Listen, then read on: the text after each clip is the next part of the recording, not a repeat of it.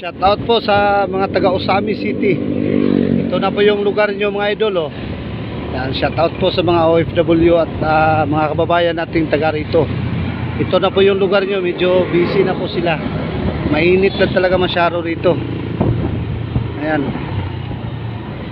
Kasi next na papunta namin, papuntang Plaridel. Galing po kami ng Iligan City. Malis po kami roon ng 11 o'clock.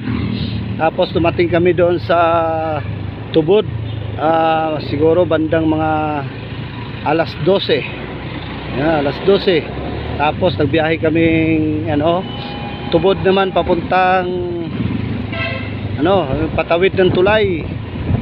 Doon. Nakalimutan ko yung pangalan, pero Osami City, shout out po sa inyong lahat. Yan, ito na po yung lugar ng Osami City. Yan. Okay. Kasi nung pagpunta ko rito, sarado yung mga tindahan dito. Pero ngayon nagbubukas na sila, marami na rin. Kaya medyo yung maayos na. Meron na rin silang inasal dito. Kung mas maganda yung mga talaga business, maraming tao, saka masaya. Yan, Osami City Church. Dito. Anong pangalan nitong simbahan nito mga idol? Paki-comment lang sa mga taga Osami City. Berhen sa Kuta. Ayan. Meron na rin ticketing area dyan, ang tugo. Ayan. Marami na rin tao ngayon Hoy, okay, shout out sa inyo taga Osami City. Medyo matraffic na rin yung Osamis Gumanda na yung Osamis.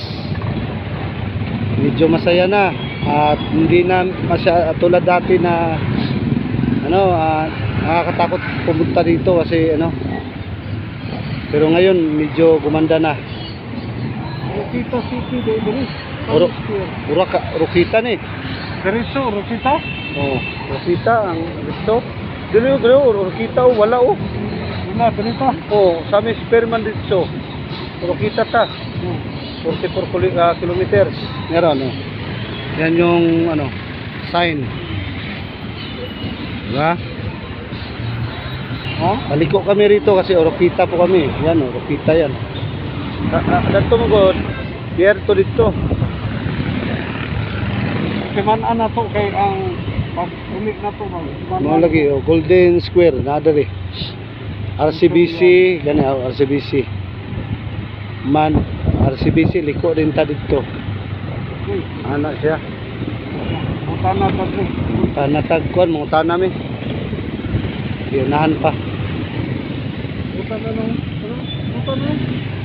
Kita Dipulog.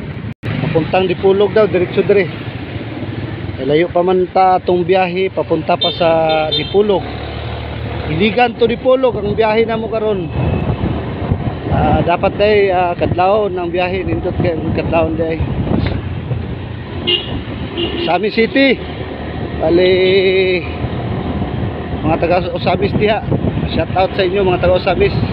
Please subscribe po at share. Maraming salamat mga taga Osami City. Yan.